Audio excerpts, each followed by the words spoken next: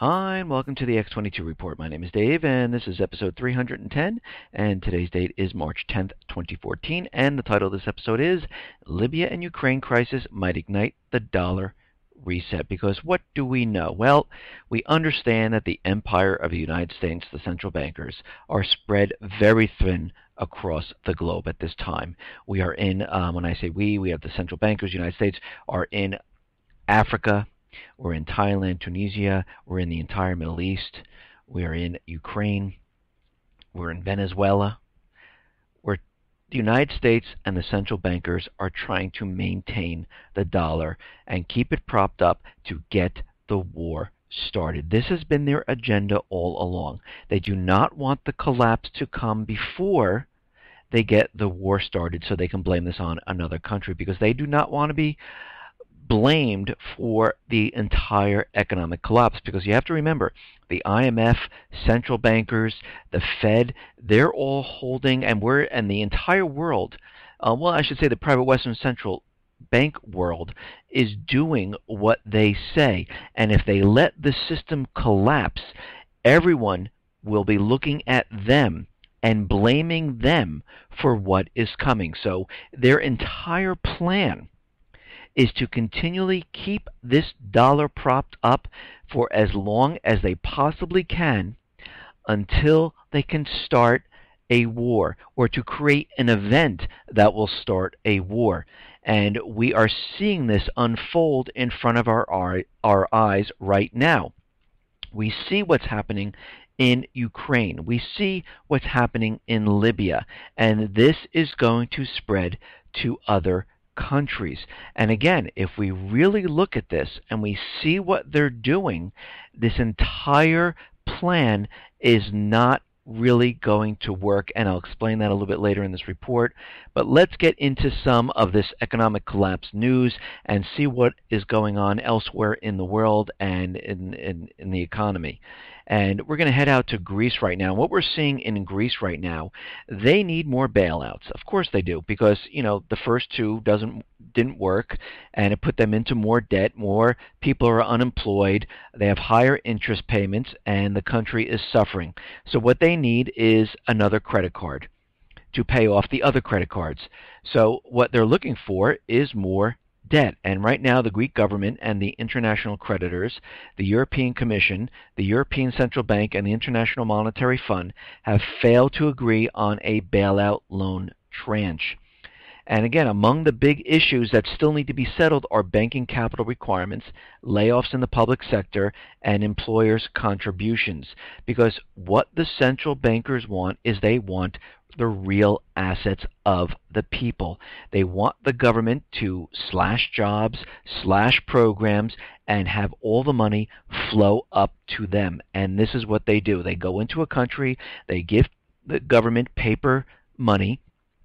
In exchange, they take the assets, and this is what we've been seeing all along. Now, in Spain is going to modify their bankruptcy laws, and when they do this, this will benefit the bankers. Of course, it's not going to benefit the companies. It's not going to benefit the people. It always benefits the bankers. In the name of saving jobs, the Spanish government had decided to change the rules as to whether or not a business is viable.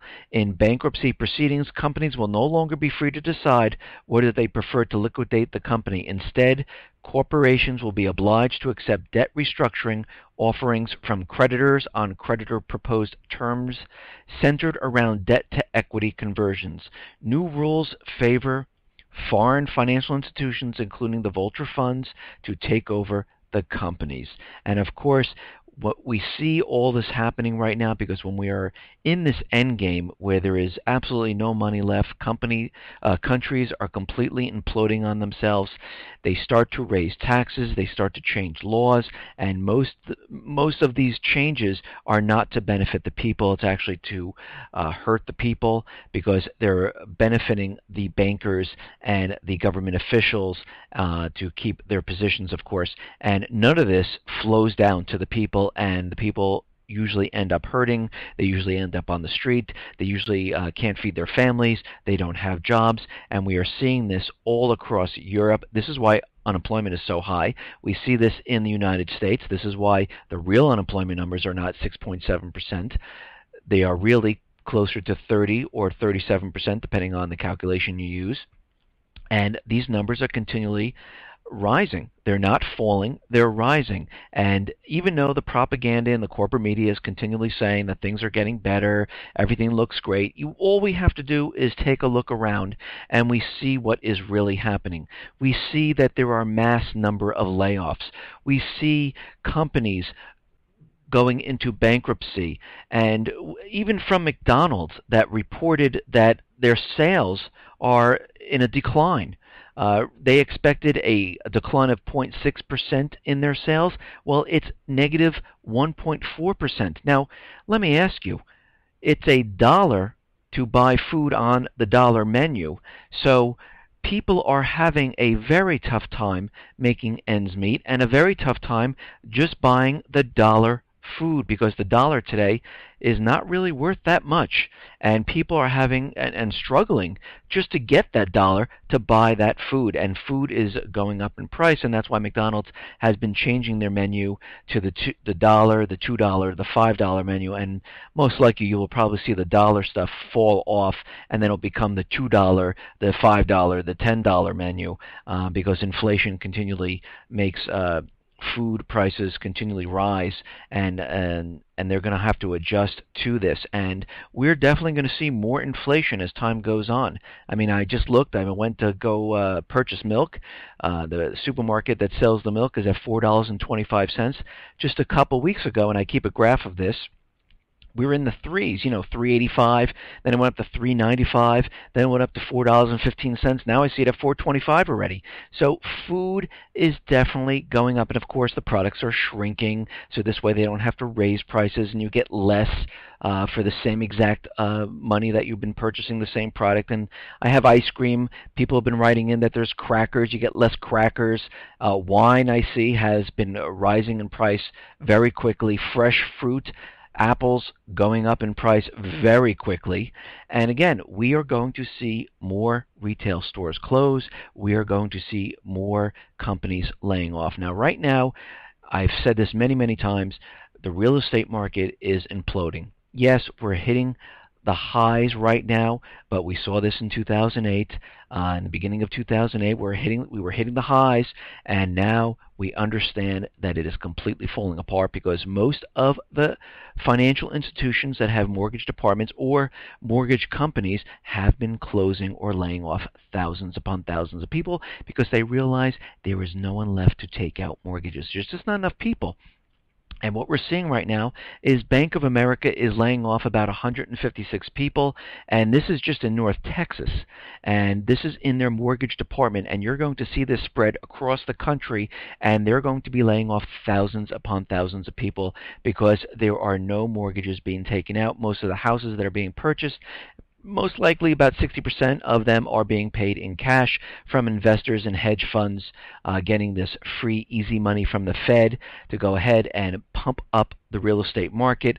They are now trying to leave the real estate market because they realize they brought the prices to the highest point they possibly can, and they need to leave the market before it starts coming down. So they're trying to unload these properties to people who are looking to buy homes, who think that the market's going to go up, or to flippers or speculators who think they can flip the home and make a profit because they believe this market is going higher and higher, which it is not. It is actually going to come straight down very, very soon. Now, in my other reports, I reported on Sbarro.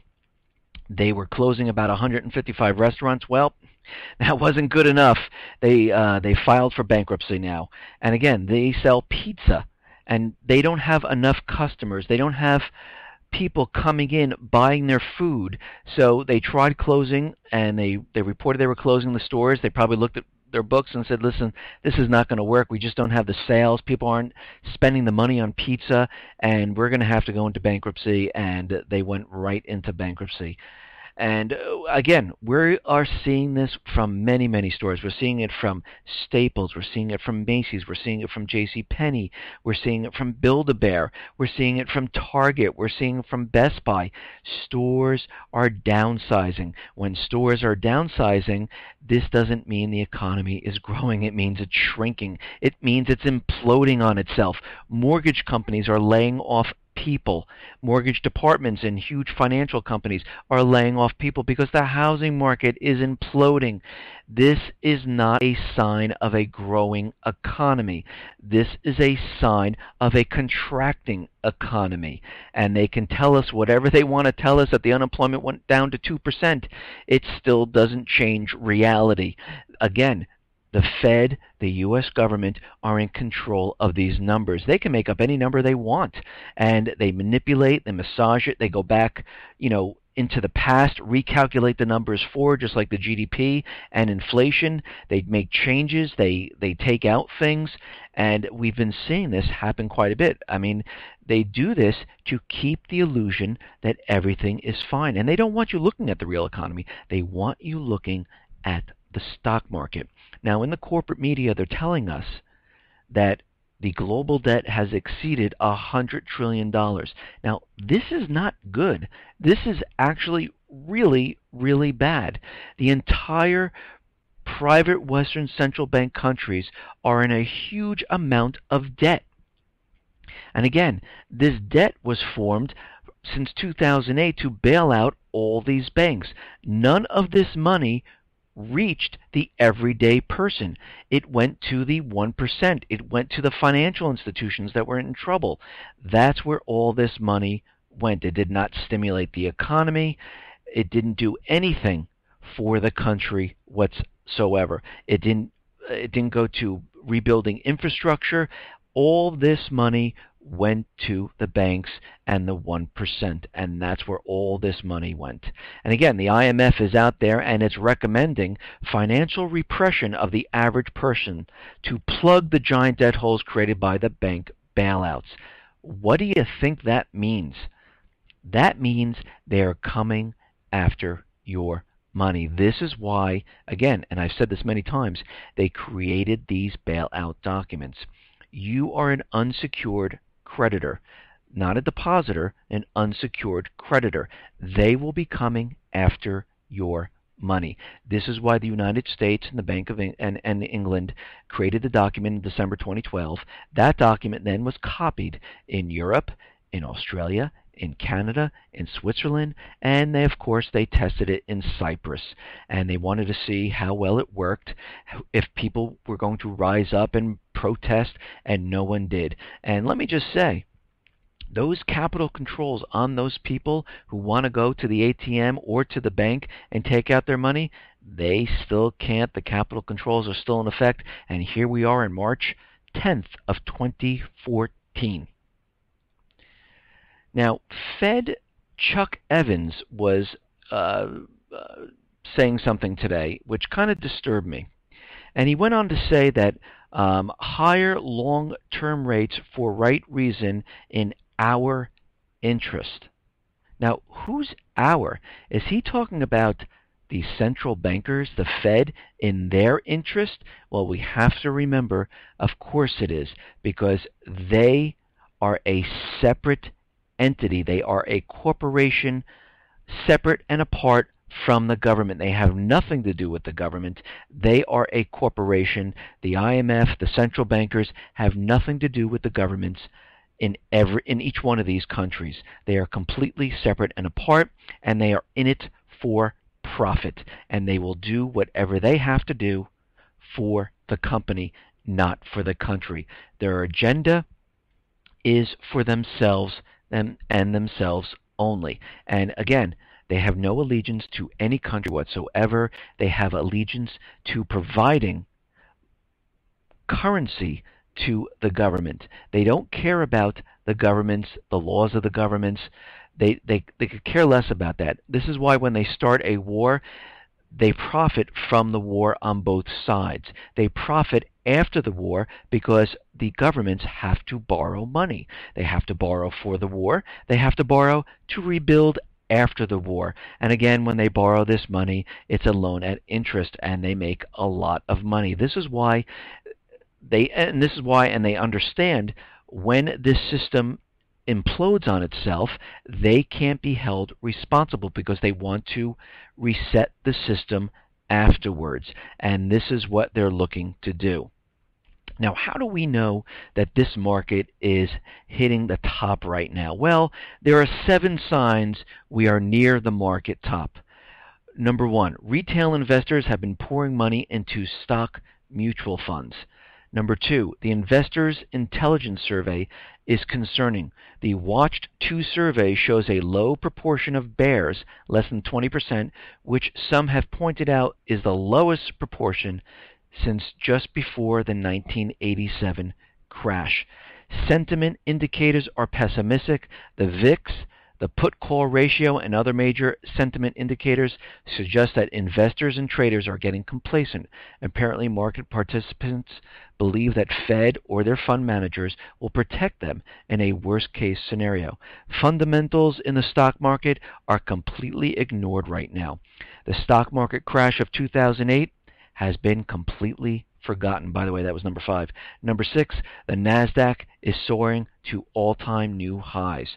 Number 7, fear and greed are taking over, and this is what we see on top of a bubble where people go into panic buying because they are afraid they are going to miss the profits of the market. And this is what's happening. The insiders are unloading their stock, selling them to the retail investors. Most of the insiders have bets right now that this market is going to come crashing down. And you know what? They are right. It is coming crashing down, because if we look at all the economic indicators and everything around us, it makes no sense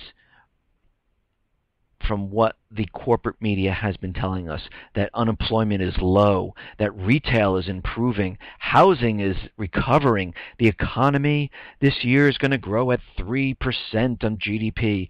It is not happening whatsoever. And you have to remember that GDP number was recalculated to include research and development, and they went back to 1929 to recalculate it all the way up to today, so the GDP number is in the positive range, because otherwise it would be in the negative area at this time. So we can see what is happening. The economy is not doing well, and what they thought was going to happen is they were going to start Obamacare, which was going to bring in tons of tax money, and it was going to save them, and it was going to prop up the system. It was going to pay for all this debt that they were creating, because they were borrowing all this money for all these programs and everything that they cannot be sustained in this $17 trillion worth of debt, which is getting close to $18 trillion. All of this cannot be sustained. So they thought, oh, you know what?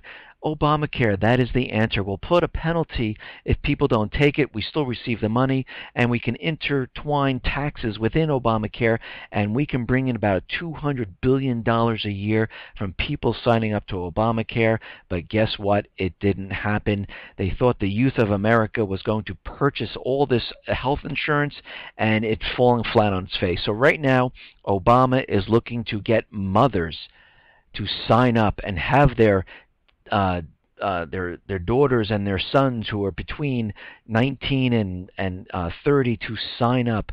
And again, this is not going to work, because we have to look at reality. Most of these people are coming out of college who have huge amount of student loans. They can't even make the payments on the student loan. Why? Because they can't find jobs in their majors. So they are looking all around. They can't find the jobs. So they're going to work part-time. Most of these people are living in their parents' basement or in their room that they grew up in, and they can't even pay the student loan. So the government came along and said, listen, we have this new modification program. We'll allow you to drop down your payments or not even make payments for the next 8 months. And we are seeing this happen right now, and this is why the youth of America cannot afford health insurance at this time, because they can't find a job to pay for it. They can't even pay for their student loans. Now, again, Obamacare was not for the health of America, because what we're seeing right now is that 15.9% in 2014, and this is the start of 2014, has a higher percentage of people back in 2008. 2008, there were 14.8% that were uninsured. Right now in 2014, there's 15.9% uninsured. So Obamacare is completely not working to insure the people, because most of the insurance programs are very expensive. They have very high deductibles, and if you don't know what the deductible is, it is the amount that you have to pay first before the insurance actually kicks in. So most of these are $2,000, $3,000, $4,000. So you might be paying $200 a month every month to the insurance company, and you go to the doctor and you spend $125 or $150 at the doctor's office. That $150 comes out of your pocket because you do not reach that $2,000 deductible. Once you reach that deductible, then the insurance will kick in. And guess what? Most people do not reach that deductible, unless the only case that you actually reach the deductible is if you're very, very ill and you actually end up reaching that. But for the everyday person, going to the doctor 3-4 times a year, you will never reach that deductible, and the insurance companies will not have to lay out a dime. Now, since the insurance companies are not getting the enrollees they thought they were going to get, they are losing money. So we have to remember, and I reported this on many reports ago, Obamacare, the Affordable Care Act, has some provisions in the law where it allows the government to bail out the insurance companies. And to cover losses from Obamacare, insurance companies like WellPoint and Humana are expected to receive $5.5 billion next year because they are not bringing in the revenue that they thought they were going to bring in, and they're losing about $5.5 billion from all of this that's happening. And we can see all of this had nothing to do with each person's health.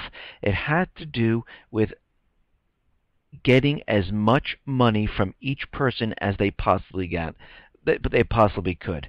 Because what I think actually happened was the president, the government, they wanted to bring in tax revenue. They got together with the insurance companies and they said, listen, how can we insure everyone in the country? And the insurance company said, oh, that's very easy. They went to their actuaries, they did some calculations, and they said, listen, we're going to need to raise everyone's health insurance, and we're going to have to use these deductibles, high deductibles, because we can't pay out. But by doing this, we can insure everyone, because we think the youth will buy insurance, which will cover the older population who is much sicker, and this will be covered by the insurance, which is that costs a lot more money. So the youth of America will support the older people. And the older people, of course, they'll be paying their premiums, but again, they'll reach their deductibles and we'll have to pay out.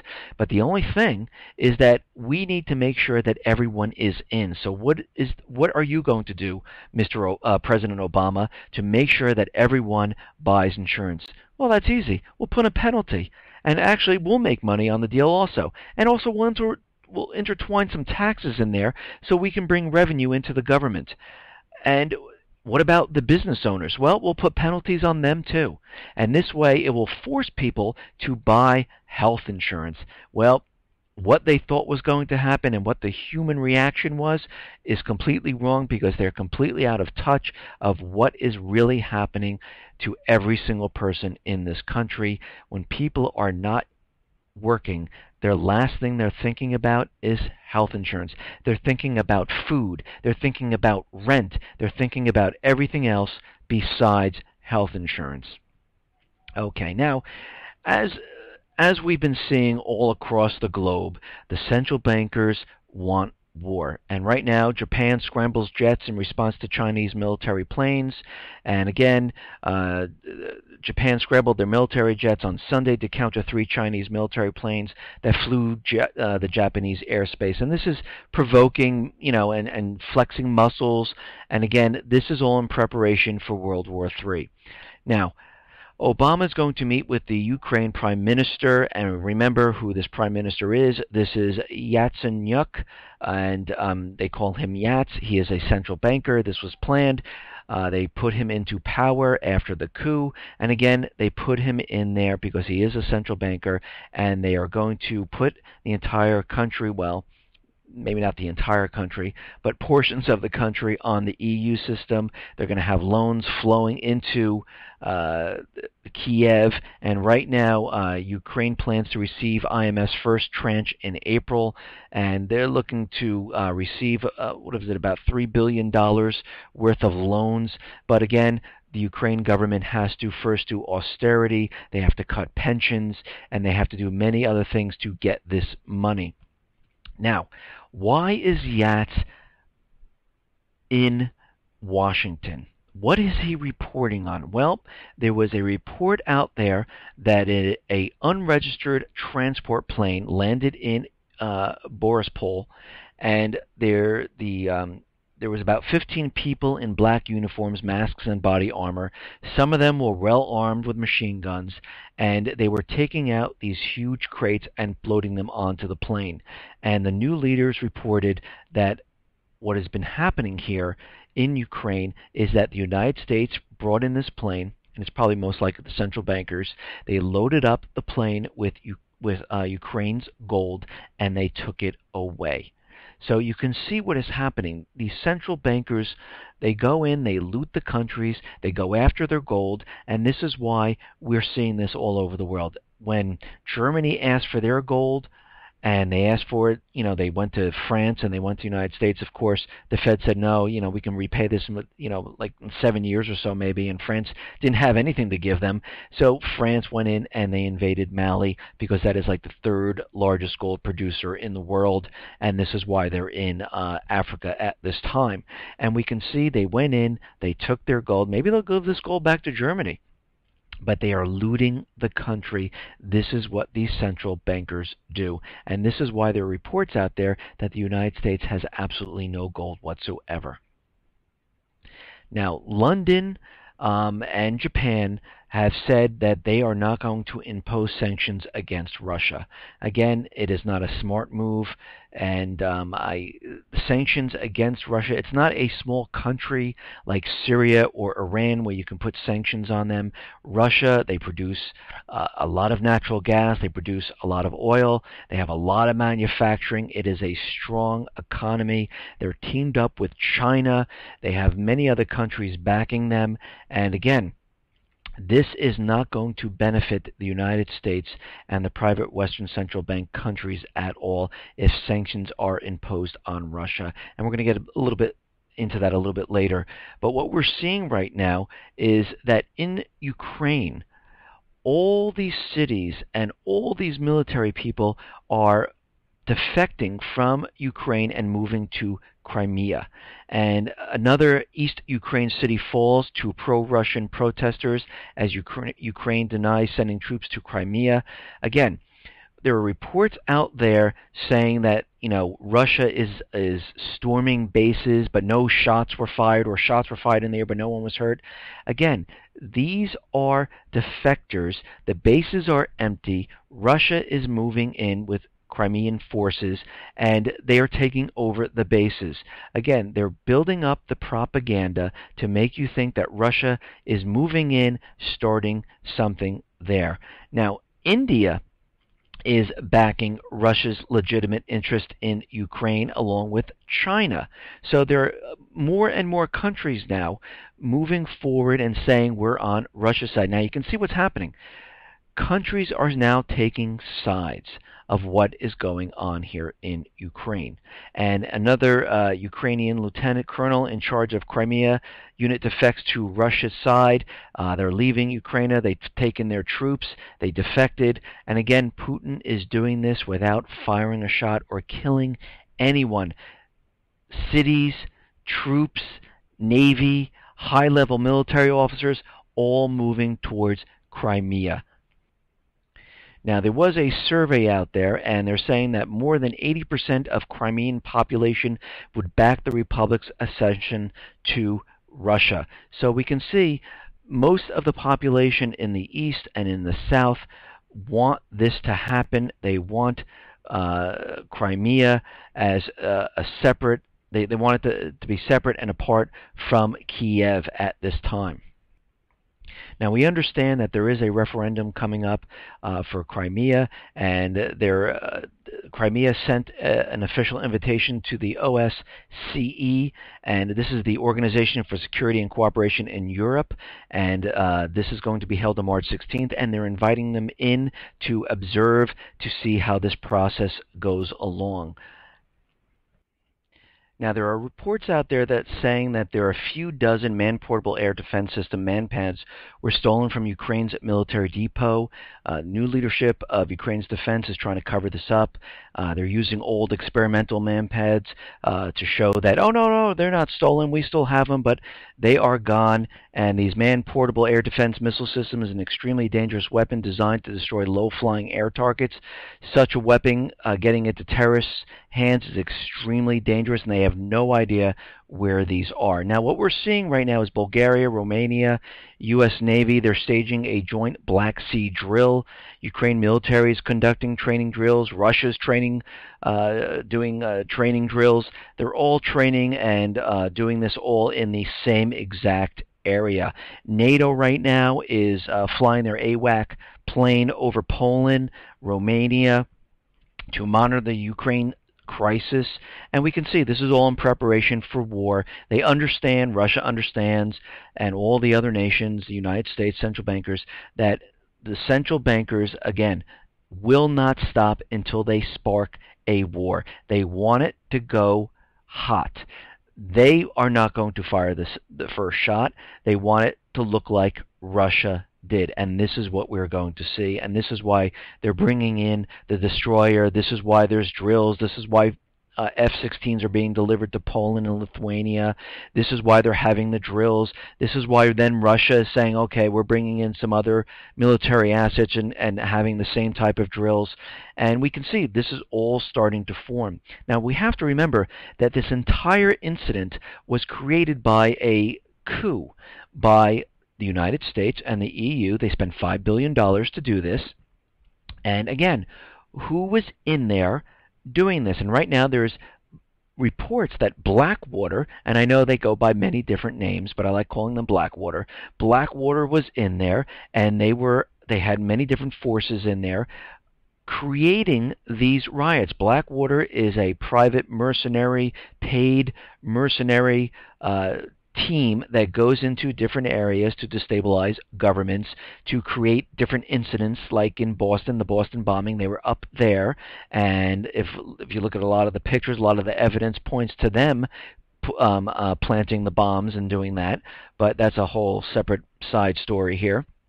And they've also seen Germany, Poland, and Turkey, as well as English speakers that were inside Ukraine during the same time, rallying the people, getting them going, and there is all different type of information now coming out. We also have the FBI, the Department of Justice, and the Department of Treasury in Ukraine at this time. Again, what are they doing there? They are there for one specific reason: to make sure Ukraine is on the EU system, it joins up with NATO, and they want Crimea. They want the southern and the eastern parts, and the central bankers need to have this all because they need to prop up this system. Again, we have to remember, they do not want to be blamed for this collapse, and they need to get an event, then a war started before this happens, because you have to remember, the central bankers are in control of the money all across the private Western central bank countries. If the system collapses today, they would be blamed for what is happening, and they do not want to be blamed because after this great war, they believe they're going to reset the system and start it all over again. Again, after war, countries have to rebuild. They need to borrow money, and they're going to go to these central bankers, as always, to get this money, unless the country stands up and says, no more central bankers. The country will take care of itself and print its own money, which is, again, in the United States, it's in the Constitution that we can coin our own money. We don't need the Federal Reserve because the Federal Reserve is a separate corporation, and Again, this is what is happening, and this is what they believe. Now, if we go to Libya right now, we see that North Korea tanker was filling up oil from the Libyan militia, which is not part of the Libyan government. It's the people who are taking over the country, and they've taken almost all of the country back. And now the Libyan government is staying in a five-star hotel because they raided the parliament building and they kicked them out.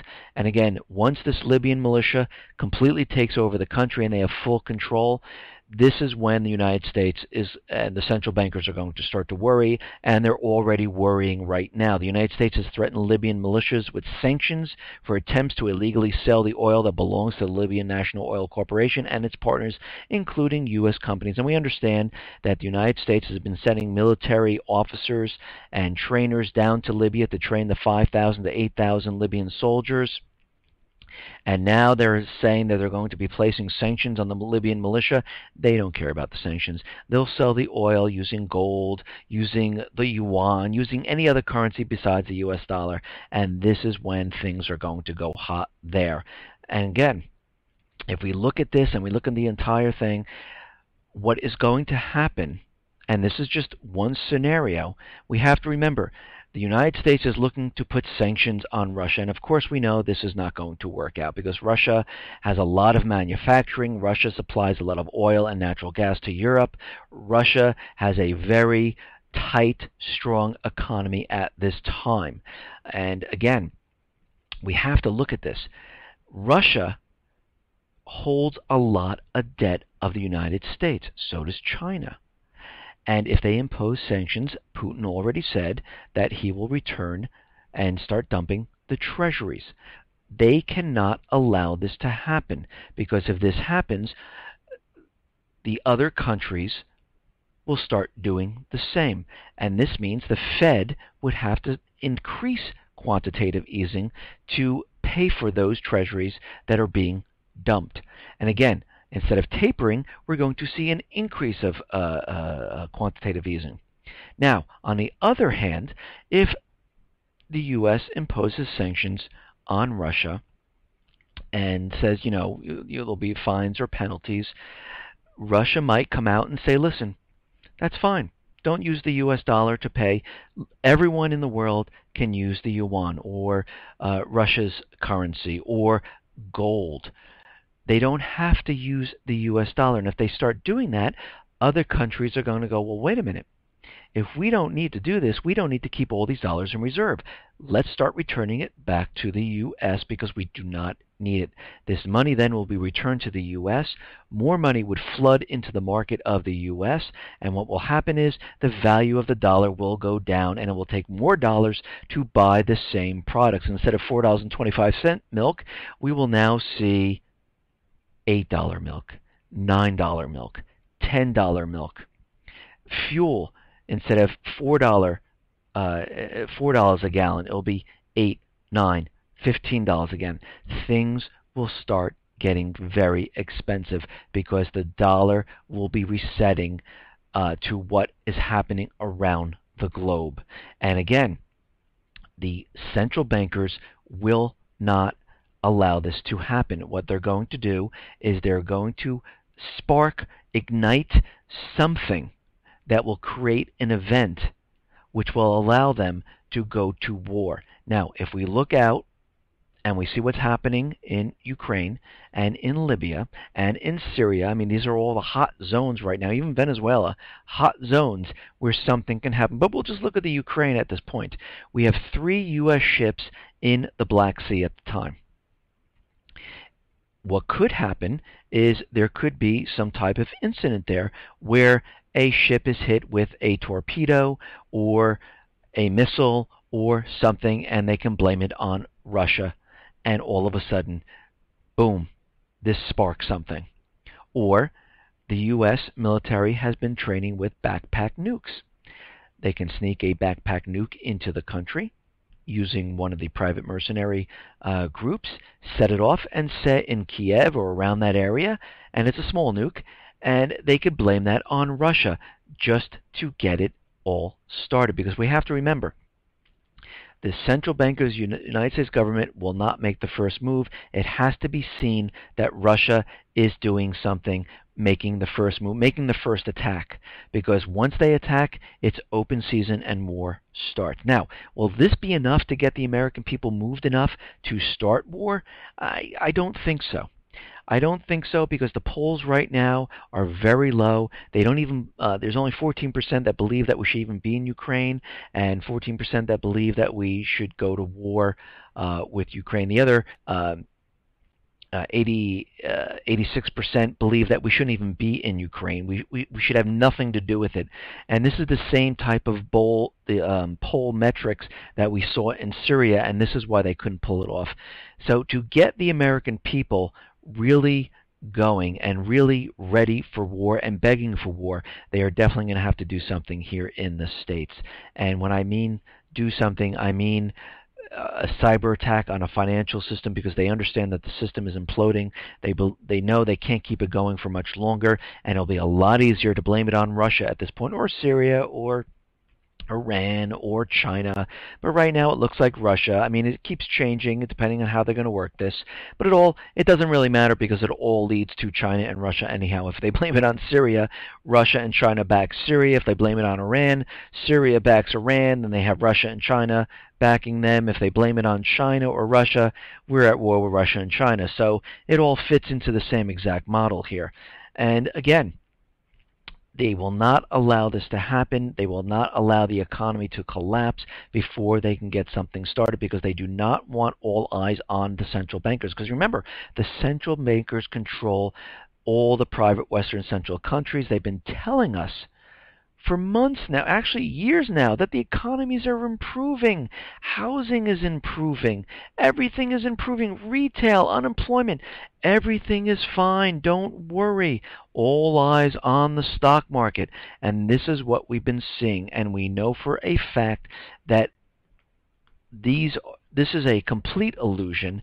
The numbers don't even make sense, and we can see with our own eyes, we can feel it, that this economy is not doing well, because when we get the real information of what is happening, we can see what is actually happening. But most of the people around the world don't really realize it. Now, to bring Iran into the mix, that Malaysian airliner that went down, they are now putting out the propaganda that the tickets were purchased by an Iranian man. And this man, Mr. Ali, purchased it, and now it looks like they're bringing in Iran into the fold, saying, trying to hook Iran to terrorists and bring this propaganda forward, and we can see what is definitely happening here.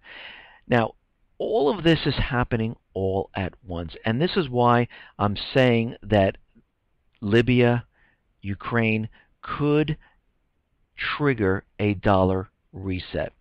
Because if these sanctions go forward without the event, the dollar will lose its value, and the rest of the world will have to adjust to the value of the dollar now, because most of the countries are not holding dollars in their reserves, and countries are starting to dump the treasuries. And if this happens, the dollar will lose its value. People will not be able to afford things in the supermarket. They will not be able to afford fuel. It will make it much harder for the middle class and the poor. It's really not even a middle class anymore, but it will make it very, very difficult. And this is why we've been prepping. This is what we've been doing all this time, because we understand the collapse is coming. This is why you need to have the food, the water, because it will enable you to survive during this time, so you don't have to go out and spend, $20 on a gallon of milk, or $18 on a loaf of bread. And as the value of the currency keeps collapsing, things are going to get expensive. This is why you're holding gold and silver as a hedge, a hedge against the dollar collapsing. I mean, this is why all of this is being done. This is why we've been prepping, because we understand that the world powers, the central bankers, understand exactly what is going on, and they know exactly what they need to do to prevent everyone from blaming them on this collapse. And this is why we will see some type of an event here in the United States. This is why they've been talking about cyber attacks on the infrastructure, on the water systems. This is why they've been talking about lone wolves roaming around the United States. This is why they're saying that Assad has been hiding chemical weapons and biological weapons in Syria. This is why the Russian ship is not escorting the chemical weapon ship, the U.S. chemical weapon ship for disposal. All of this is starting to come together, and all of this is showing us what is really going on, and this is why everyone needs to be prepared. Listen, everyone, thanks a lot for listening. Be well, be safe, and especially be prepared. Thanks a lot.